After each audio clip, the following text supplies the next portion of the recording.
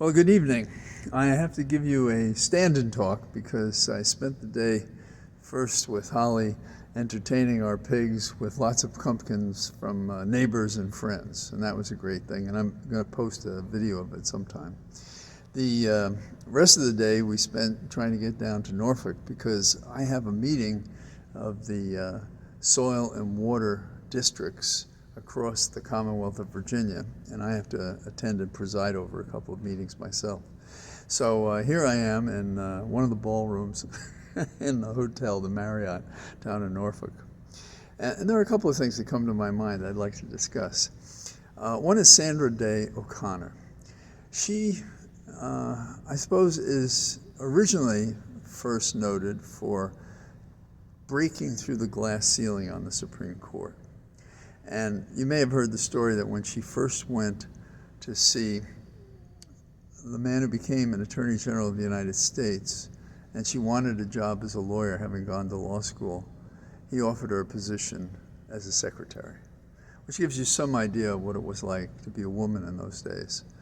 At Columbia, they told us that if they didn't put a ceiling on the women applying to the law school, there would have been no men in the class. I know that's an exaggeration, but the women who had been suppressed so long had to achieve, not fairly, but more successfully than anyone else, because they had to persuade people that not only should they be lawyers, but that they could be great trial lawyers. And in the Southern District of New York, where I was an assistant U.S. attorney, I saw some of that, but it changed while I was there. She had a terrific career, more moderate, and the one opinion that I am upset about is the Bush-Gore opinion, in which she joined in a opinion that had no precedential value, that the race went to Bush W. I did in the stacks of the Supreme Court, that is in the law library, which is available to members of the court, which I used when I was on the Hill because it's a fantastic library, access to so much. But this is, think about this is really not pre-computer, but early on. And so you used to crack books and shepherdize things, and shepherdize means track down cases. And I was doing this one day with a whole bunch of books in front of me, and along comes Sandra Day O'Connor. We didn't talk about anything momentous. She was just a charming, engaging person, and we talked generally, who knows, for fear that she might think I'm working on a case she has to consider and then recuse herself, like in those days when they had ethics as opposed to some of the characters on the court now. So those are my recollections of Sandra Day O'Connor, and it's nice that when someone passes through this life and leaves behind them achievements that but for them might not have ever been obtained. And I think there have been 5 women on the court since Sandra Day O'Connor. You can check me on that. The other evening, I guess it was yesterday, I was on with Ari on his show.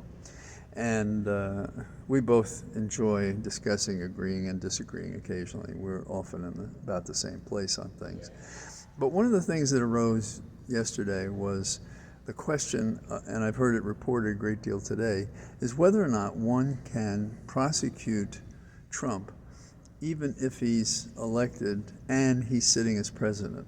And my answer is yes, absolutely. Some say, well, could we have the states around the country, so many of them could be prosecuting him? Well, is he above the law? Because we do prosecute people in multiple jurisdictions for the crimes they commit. And right now we have a decent idea of what those states are, and there's no reason to think there are going to be more. And I don't know why lawyers argue these things. They don't say the practical thing. Oh, by the way, there are only these so many cases, and why not?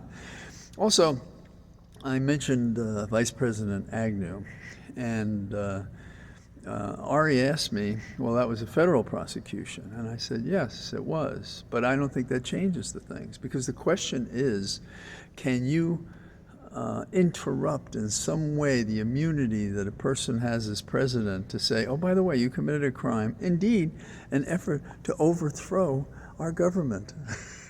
I disagree with the conversation these days that you cannot try these matters of a former president or a current president when they've committed great crimes and misdemeanors.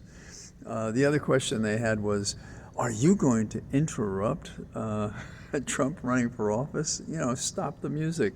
Trump running for office now, when he did everything he could to obstruct the last election, and saying even now that the last election was stolen from us, so Biden is not an appropriate person to be sitting in the West Wing. Come on, let's get over that. I'm down here in Norfolk because we're going to talk about soil and water in more detail than just those two names.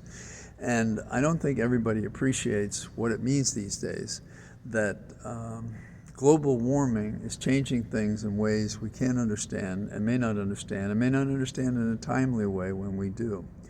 There's a valley fever finding its way, and what it is that there is a fungus in the soil that is coming out of the soil and causing severe health emergencies. And there was a couple of stories about it in the Washington Post.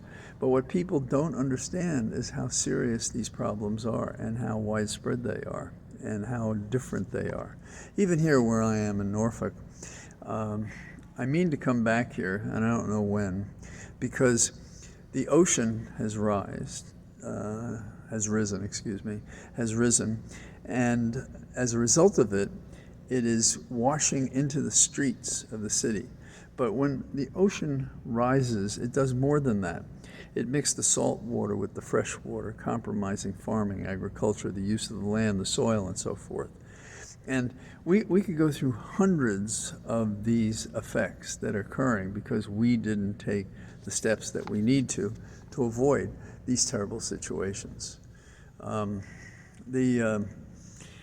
Here in Virginia, I'm sensitive to inequities and local school boards and things like that, because in Northern Virginia, the Republicans tried out a template, if you will, for how to win elections, attacking schools and school boards and so forth, preying upon parents and families and children who don't understand what should be the standard by which things could go forward. And I mentioned this principle yesterday in connection with Trump. That is, if you do not have a standard by which you can compare what is going on presently, then you're not in a position to know how you're being done in.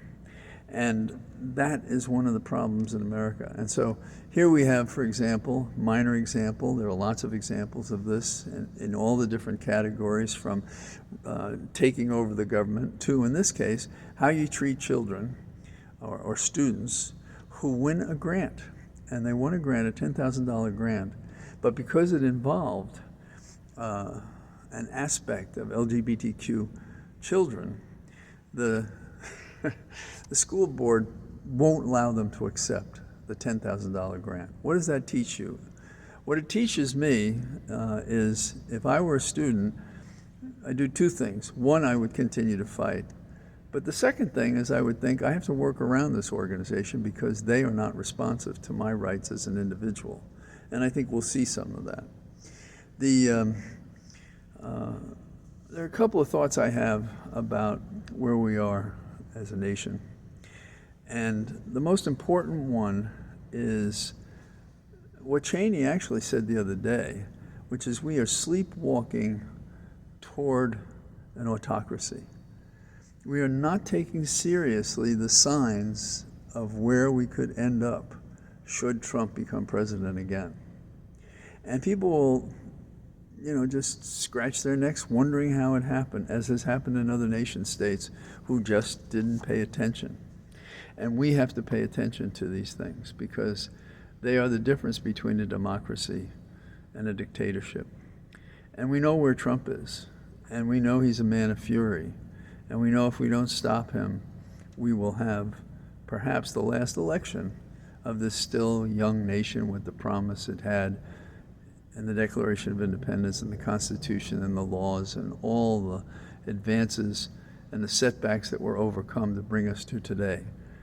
This is the latest challenge to the unity of the nation, to its democracy as its nation, to its representing the people and their needs, to having a government that is not made up of individuals who are only concerned for themselves and not for the people they purport to represent.